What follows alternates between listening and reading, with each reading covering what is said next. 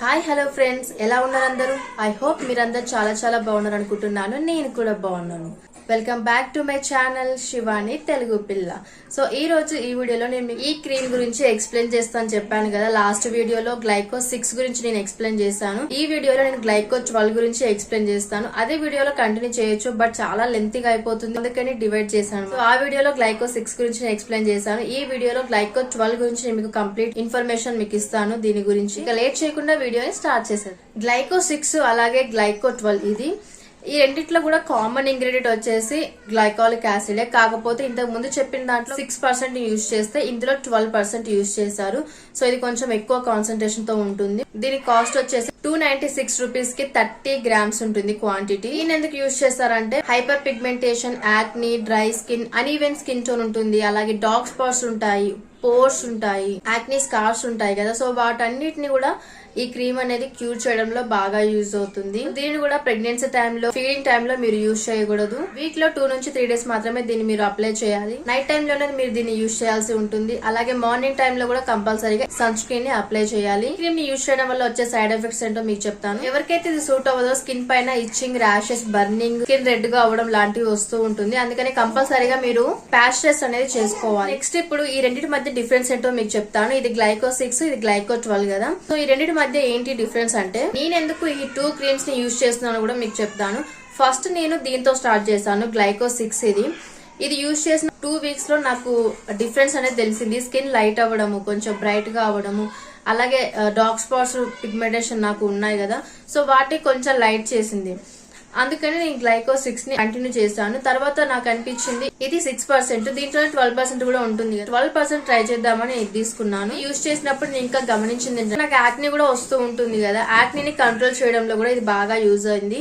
కాకపోతే కంప్లీట్ గా యూజ్ అయిందని చెప్పను, పర్లేదు అనిపించింది యాక్నీని కంట్రోల్ చేయడంలో. యాక్నీతో పాటుగా మార్క్స్ కూడా ఉంటాయి, దాన్ని కూడా లైట్ చేయడంలో నాకు బాగా యూజ్ అయింది. అందుకని దీనినే నేను నెక్ మీద కూడా అప్లై చేయడం స్టార్ట్ చేశాను. ఎందుకంటే నెక్ డార్క్ గా ఉన్నా, ఎల్బోస్ డార్క్ గా ఉన్నా తగ్గిస్తుంది అనమాట ఈ క్రీమ్. అందుకనే ట్రై చేశాను దీన్ని. ఫేస్ కి నాకు మంచి రిజల్ట్ ఇచ్చింది, బట్ నెక్ కి మాత్రం రిజల్ట్ అంతగా ఇవ్వలేదు. అందుకని నేను 12 తీసుకున్నాను. దీనిని ఓన్లీ నెక్ కి మాత్రమే అప్లై చేస్తాను. ఫేస్ కూడా అప్లై చేయొచ్చు, బట్ నాకు ఇది సరిపోయింది. గ్లైకో 6 అనేది నాకు మంచి రిజల్ట్ ఇచ్చింది కాబట్టి నేను దీనే కంటిన్యూ చేశాను. ఇది 12 కదా, కొంచెం కాన్సన్ట్రేషన్ ఎక్కువ ఉంటుంది. ఫేస్ కి మరీ సెన్సిటివ్ అయిపోతుంది. ఎక్కువ పర్సెంటేజెస్ కూడా మన ఫేస్ కి అప్లై చేయడం వల్ల ఫేస్ ఓవర్ గా సెన్సిటివ్ అయిపోతుంది. అని చెప్పేసి నేను గ్లైకో 6 దగ్గరే ఆగిపోయాను. అందుకని నేను దీన్ని ఫేస్ కి అప్లై చేయలేదు, నెక్ కి అప్లై చేశాను. నెక్ కూడా మంచి రిజల్ట్ ఇచ్చింది. అందుకని నేను దీన్ని ఫేస్ కి, దీన్ని నెక్ కి యూజ్ చేశాను. యాక్చువల్ గా దీన్ని నేను ఫేస్ కనే తీసుకున్నాను. ఫేస్ కి వద్దు అని చెప్పేసి నెక్ కి పెట్టడం స్టార్ట్ చేశాను. వల్ల మంచి రిజల్ట్ అయితే వచ్చింది నాకు. మీరు నా నైట్ స్కిన్ కేర్ రొటీన్ లో కూడా చూడొచ్చు. నేను ఇదే క్రీమ్ ని యూజ్ చేశాను నైట్ టైంలో.